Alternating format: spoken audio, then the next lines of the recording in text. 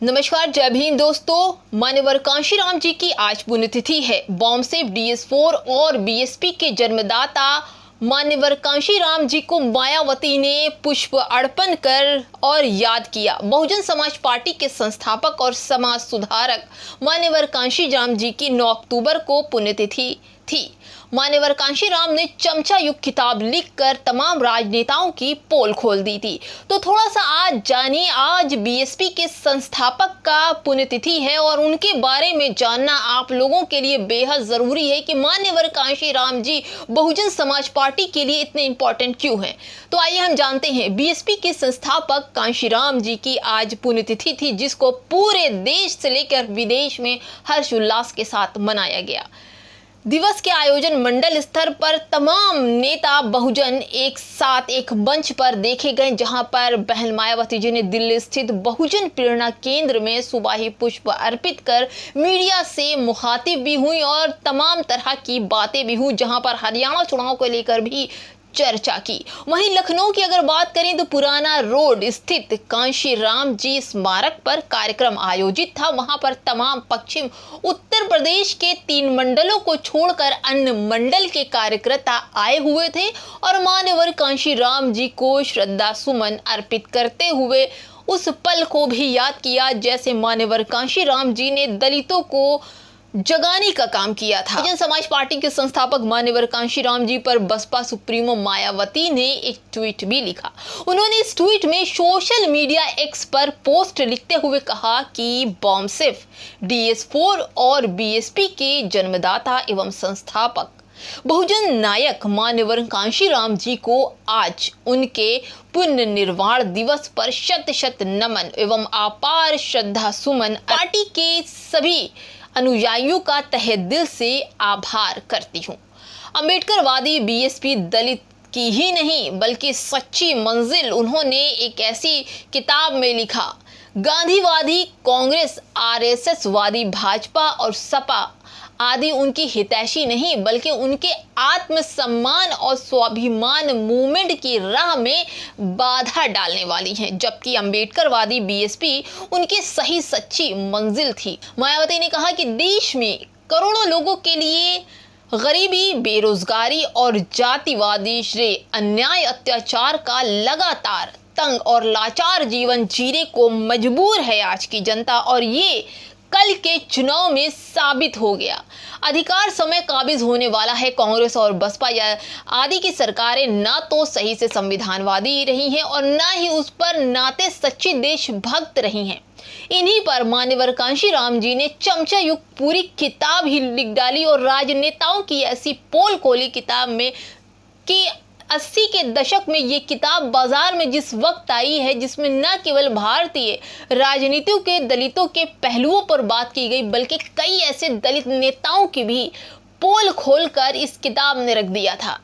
इस किताब में जिस शब्दों का सबसे अधिक बार इस्तेमाल किया गया वो है चमचा। किताब का नाम ही चमचा युग था। इसे लिखा था बहुजन समाज पार्टी के संस्थापक मान्यवर कांशीराम जी। इस किताब को पढ़ने वालों को लेने वालों की ओर सी लगी थी। बहुजन समाज पार्टी के संस्थापक और समाज सुधारक मान्यवर कांशीराम जी की पुण्यतिथि को लेकर तमाम अवधारणाएं हैं, लेकिन कुछ अनसुलझे पहलू भी हैं जिनको हमें और आप जैसे लोगों को जानना बेहद जरूरी है। तो चलिए कांशीराम जी के बारे में थोड़ा जान लेते हैं। पंजाब के रोपड़ जिले में हुआ था मान्यवर कांशीराम जी का जन्म स्थान 15 मार्च 1934 को पंजाब के रोपड़ जिले में एक साधारण परिवार में हुआ था। बताया जाता है कि मान्यवर कांशीराम जी पुणे की गोलाबारी फैक्ट्री में नियुक्त थे, मतलब वहां काम करते थे। तो उस दौरान उन्होंने पहली बार जातिगत आधार पर भेदभाव झेलना पड़ा था। इस घटना का उनके जीवन पर इतना गहरा असर पड़ा दोस्तों कि उन्होंने साल 1964 में दलित लोगों के साथ हो रहे भेदभाव और अत्याचार के खिलाफ आवाज उठानी शुरू कर दी। वो बाबा साहब अम्बेडकर, भीमराव अम्बेडकर की किताब एनिहिलिएशन ऑफ कास्ट में काफ़ी प्रभावित हुए, तो वो बार बार उसे पढ़ते थे। शुरुआती में तो उन्होंने रिपब्लिकन पार्टी ऑफ इंडिया का भी समर्थन किया था उस किताब का, लेकिन बाद में इन्होंने इसका अच्छा नहीं लगा, इसलिए उन्होंने पढ़ना छोड़ दिया। लेकिन चमचा युग जो किताब ने सुर्खियां बटोरी थी दोस्तों उस वक्त, आज भी उसका क्या कहना। साल 1971 में उन्होंने अखिल भारतीय SC/ST, OBC और अल्पसंख्यक कर्मचारी संघ की स्थापना कर दी थी दोस्तों। साल 1968 में ये बॉम्बसेप बन गया। इसका उद्देश्य अनुसूचित जाति, अनुसूचित जनजाति और अन्य पिछड़े वर्गों एवं अल्पसंख्यकों की शिक्षित करना अपना मोटिव बना लिया था। हालांकि पार्टी की स्थापना से पहले ही उनकी किताब चमचा युग खूब सुर्खियां बटोर रही थी। उन्होंने इस किताब पर कई बड़े दलित नेताओं को भी चमचा बता दिया जो जी हुजूरी करते थे। उन्होंने तर्क भी दिया कि दलितों को अन्य दलों के साथ काम करके अपनी विचारधारा से समझौता हरगिज नहीं करना चाहिए, बल्कि अपने समय समाज को विकास को बढ़ावा देने के लिए राजनीतिक रूप से काम करना जरूर चाहिए। कांशीराम जी ने रखी थी बसपा की नींव 1984 में। बहुजन समाज पार्टी की नींव रखी उन्होंने और अपना पहला चुनाव साल 1984 में छत्तीसगढ़ की बड़ी सफलता उत्तर प्रदेश में मिली साल 1991 में। आम चुनाव में कांशीराम और मुलायम सिंह ने गठबंधन किया और कांशीराम जी ने इटावा से चुनाव लड़ा और बड़ी जीत भी हासिल की। कांशीराम जी ने 1996 में होशियारपुर से 11वीं लोकसभा का चुनाव जीता और दूसरी बार लोकसभा पहुंचे। मान्यवर कांशीराम जी इन्होंने मायावती को राजनीति में आने के लिए प्रेरित किया। अपने खराब स्वास्थ्य का हवाला देते हुए साल 2001 में मान्यवर कांशीराम जी मायावती को अपना उत्तराधिकारी घोषित कर उत्तर प्रदेश में जितनी बार भी बसपा की सरकार बनी, उन्होंने खुद को आगे बढ़ाने के बजाय मायावती जी को हमेशा आगे किया। कांशीराम जी ने दलित समाज के हित में काम करने का उठाया था बेड़ा। वो अपने सुख दुख की चिंता नहीं करते थे और साइकिल से जन जन पहुंचते थे। कांशीराम जी को बहुजन नायक, मान्यवर साहब जैसे कई ऐसे उपाधि से नवाजा जाता है।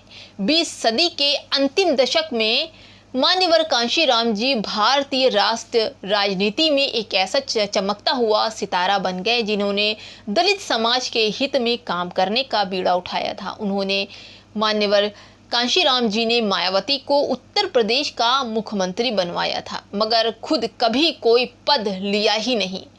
दलितों के नायक मान्यवर कांशीराम जी ने 9 अक्टूबर 2006 को संसार को अलविदा कह दिया और बॉम्बसेप और बीएसपी की तमाम जिम्मेदारी मायावती जी के हाथ सौंपकर इस दुनिया से विदा हो गए।